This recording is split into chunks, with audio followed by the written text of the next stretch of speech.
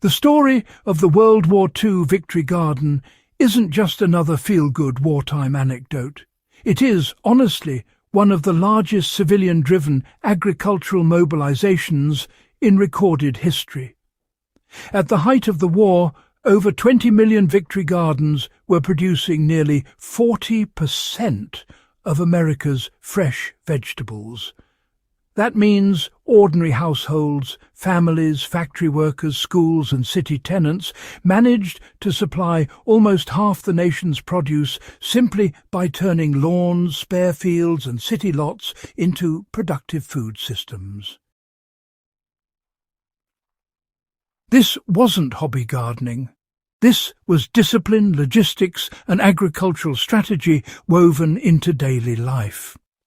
If you're watching Warfield Chronicles, you already understand that history isn't just about dates and battles. It's a blueprint.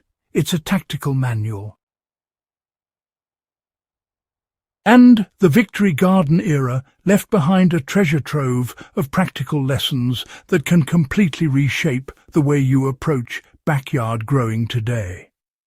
So let's take these 10 lessons from the people who fed a nation under pressure and apply them to modern survival, homesteading and preparedness in a way that genuinely moves the needle.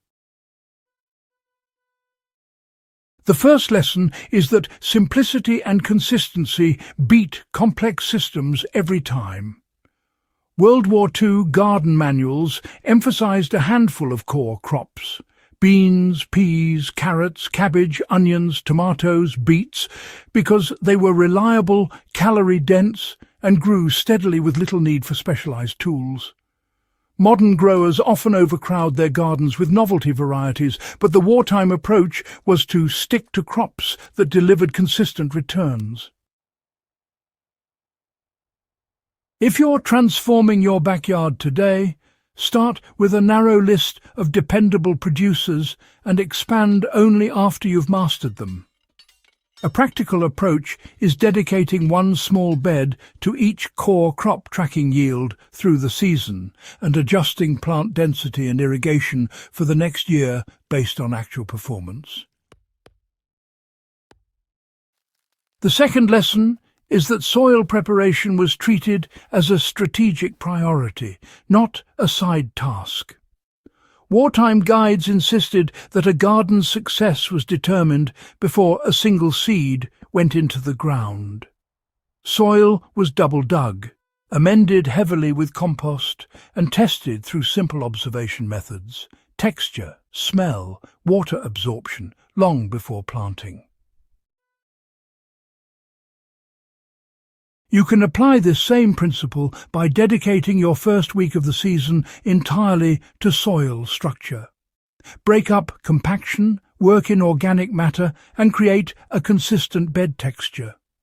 WW2 farmers would not plant into poor soil, and neither should anyone serious about long-term backyard production.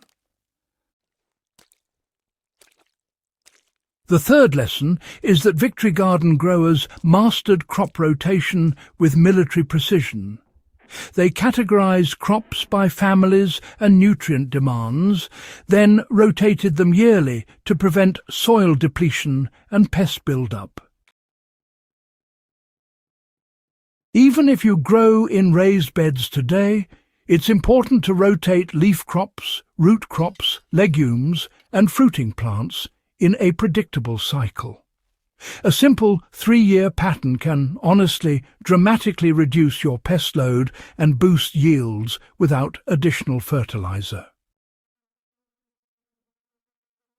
The fourth lesson is that composting was treated like an essential wartime supply line. Nothing was wasted. Kitchen scraps, leaves, grass, paper, and even weeds were layered to create nutrient-dense compost heaps.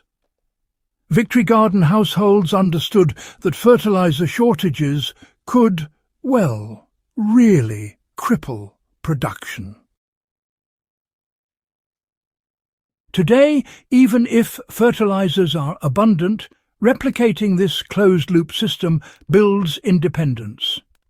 Set up 2 compost bins so one can rest while the other is active. By late summer, you should be able to feed every bed with homemade compost, just as they did in the 1940s. The 5th lesson is that interplanting and tight spacing maximize food output under pressure. Garden manuals of the era taught households to use every inch of soil. Lettuce was tucked between tomato rows, radishes alongside carrots, and pole beans grown-up corn stalks. The principle was simple. If sunlight hit bare soil, production was being wasted. Applying this today means pairing fast-growing crops with longer-season plants and using vertical supports whenever possible. A modern backyard can triple its current yield just by copying these dense layout patterns. The 6th lesson is that Victory gardeners relied on seed saving because it protected food security. Wartime shortages forced civilians to learn how to harvest, dry and store seeds from open-pollinated varieties. This not only preserved genetic diversity, but ensured families weren't dependent on external supply chains. Start saving seeds from at least one crop this season. Beans are the easiest, and, expand from there. In 2 years, you can become fully seed self-sufficient for most vegetables. The 7th lesson is that seasonal eating was embraced rather than resisted. Victory garden households understood that you grow what the climate permits, and you eat according to that rhythm. Applying this today means, aligning your planting schedule with your region's actual temperature patterns rather than relying on, supermarket expectations. When you build meals around what is in season in your own yard, you immediately strengthen your food resilience. The 8th lesson is that preserving surplus was as important as producing it. Canning, drying, fermenting and root cellaring ensured that garden harvests lasted through winter. A modern application could be, say, dedicating 1 weekend per month to preservation. Pressure can green beans, freeze tomato sauce, lacto-ferment cabbage for sauerkraut, or build a simple sand-filled crate to store carrots and beets for months. The 9th lesson is that community coordination amplified success. Victory gardens weren't isolated efforts. Neighbourhoods shared seeds, tools and knowledge. And, that kind of teamwork really made a difference, almost like battlefield survival in its own right. These days, the modern version might be swapping seedlings with your neighbours, organising, a monthly skills meet-up, or sharing your surplus harvests.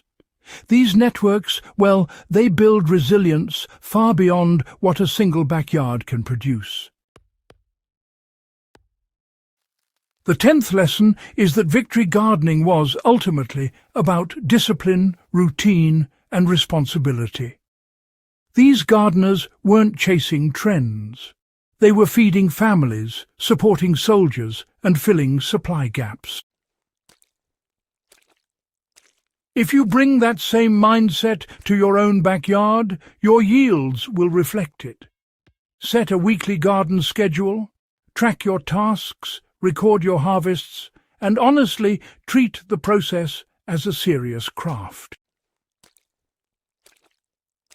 If you found value in these lessons, from 10 ultimate WW2 Victory Garden lessons that could transform your backyard, make sure you subscribe to Warfield Chronicles and share this guide with someone who appreciates history with real-world application. Your support truly keeps this work alive.